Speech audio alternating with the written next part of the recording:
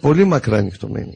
Αυτοί το μόνο χαρακτηριστικό τους είναι, όπως σας είπα πριν, είναι από τα μάτια. Όταν τσαντιστούν, τα μάτια γίνονται ακριβώς κάθετη γραμμή όπως το φίδι. Ακριβώς. Γι' αυτό φορούσα εγώ όταν κάναμε εκπομπές, να θυμάσαι, γυαλιά. Γιατί με εκνεύριζε αφάνταστα και δεν ήθελα να δείξω ποιος είμαι.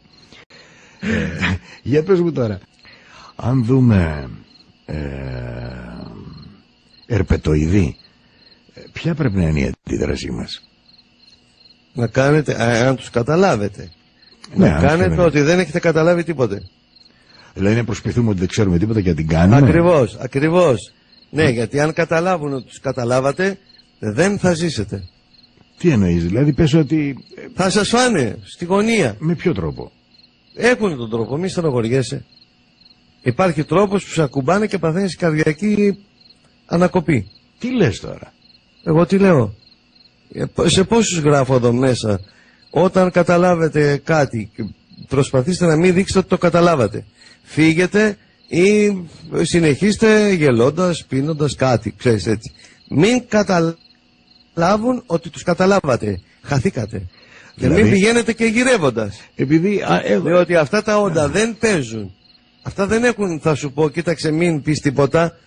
Όταν καταλάβουν δεν σου λένε τίποτα, στη φυλάνε έξω, σου κάνουν μία λαβή στο σβέρκο, στο λαιμό και παθαίνεις ανακοπή. Άντε να σου κάνουν μετά νεκροψία, θα πούνε καρδιακή. Ενώ άμα κάνω το μαλάκα, ας πούμε, και συνεχίσουμε να πίνουμε τα φωτά μας, θα φύγει, δεν σε πειράξουν. Γιατί δεν θέλουν να ανακαλυφθούν ποιοι είναι? Διότι μετά όταν αρχίσει κάποιος και μιλάει, τους εμποδίζει στην επιτέλεση του έργου τους, της αποστολής τους. Τους γίνεις εμπόδιο. Λοιπόν, όταν τους καταλάβεις, δημιουργείται εχθρότητα σε αυτούς.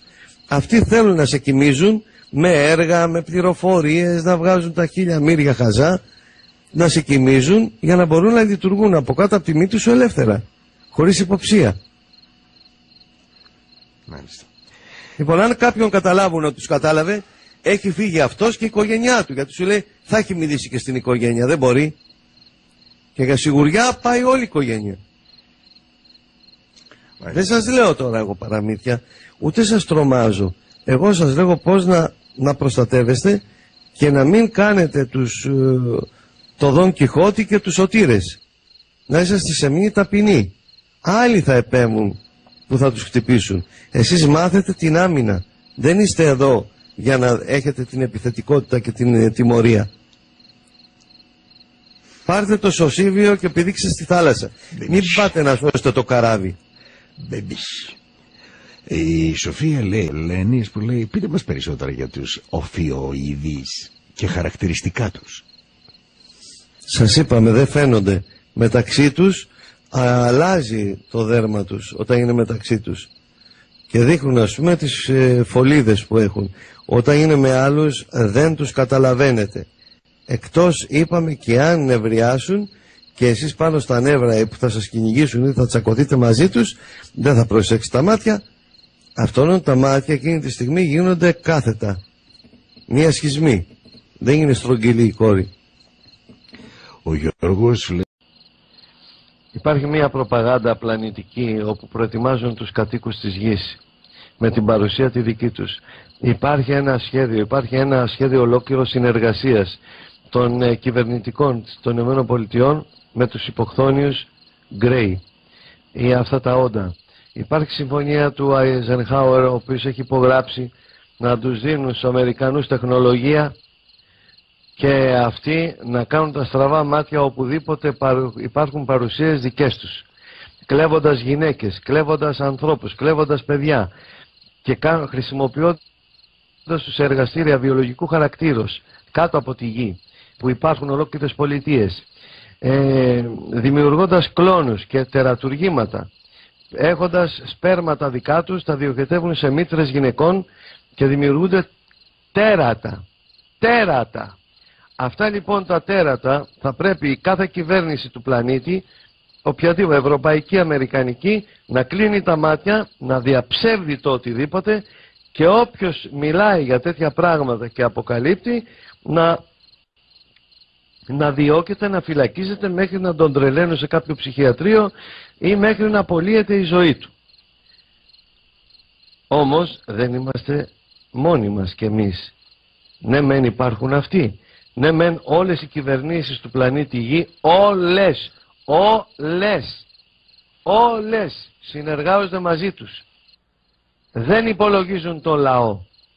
Συνεργάζονται για να έχουν μια επίζηλη θέση ως εκλεκτοί τη στιγμή που θα εξουσιάσουν τον πλανήτη, θα εξαφανίσουν 6,5 δισεκατομμύρια ανθρώπους, θα κρατήσουν μόνο 500 εκατομμύρια για να τους υπηρετούν και θα είναι αυτοί οι κύριοι που εργάζονται στις κυβερνήσεις να είναι ένα επιτελείο εκλεκτών κάτω από τις εντολές του.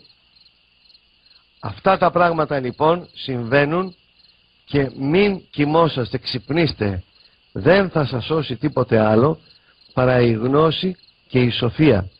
Και όταν εσείς κινηθείτε με επίγνωση, τότε οι ουράνιες δυνάμεις του φωτός και των Ολυμπίων θα σας προστατεύουν. Όποιος δεν έχει αφυπνιστεί με τη γνώση την οποία σας μεταφέρω θα απολεστεί και δεν τους καίγεται καρφάκι, δεν πά να είσαι ο τάδε ή τάδε. Σημασία έχει εάν τη γνώση που σου δίνουν κάποιοι την χρησιμοποιείς για καλό σου ή αδιαφορείς, ή το παίζεις ξερόλας ή το παίζεις ότι δεν είναι untouchable. Λοιπόν, εγγύς γάρο καιρός. Η γνώση δίδεται για όλους. Όποιος τη χρησιμοποιεί σωστά, αυτός μπαίνει στο σχέδιο νέμεσης. Στο σχέδιο νέμεσης. Τι είναι αυτό? Είναι το σχέδιο της τιμωρίας των αρνητικών του πλανήτη Γη. Αυτοί που θα μπουν σε αυτό το σχέδιο, υπάρχει σχέδιο προστασίας και σωτηρίας αυτών και των συγγενών αυτών. Λοιπόν, τα πράγματα, φίλοι μου, είναι άκρο σοβαρά και δεν είναι αστεία. Εγώ μπορεί να με ακούτε τώρα, ίσως στο μέλλον να μην με ακούτε ποτέ πια. Ίσως σας είπα και άλλοτε, εγώ να βρεθώ κάποια στιγμή απέναντι από αυτούς που τώρα είμαστε όλοι μαζί. Δεν τρομοκρατώ, πληροφορώ. Ας λάβει υπόψη του ο καθένας τις πληροφορίες που δίδονται, όπως δίδονται πληροφορίες σε ένα αεροπλάνο, τι θα γίνει με την πτώση, όπως ένα καράβι σε περίπτωση ναυαγίου δεν πάει να πει ότι θα γίνει ναυάγιο, ούτε ότι θα πέσει το αεροπλάνο. Όμως είναι υποχρεωμένοι να σας δείξουν τους τρόπους διάσωσης σε περίπτωση ατυχήματος. Αυτό κάνω και εγώ. Δεν είναι τίποτα δικό μου. Προσέξτε, ξυπνήστε, διότι πάρα πολύ σύντομα θα συμβούν γεγονότα πανάθλια. Πανάθλια. Δεν τους ενδιαφέρει τι κάνετε εσείς και τι λέτε. Τους ενδιαφέρει μόνον εάν και εφόσον σέβεστε το σχέδιο, ακούτε τις εντολές και ετοιμάζεστε ώστε να μην πάθετε κακό. Ούτε εσείς ούτε οι οικογένειές σας.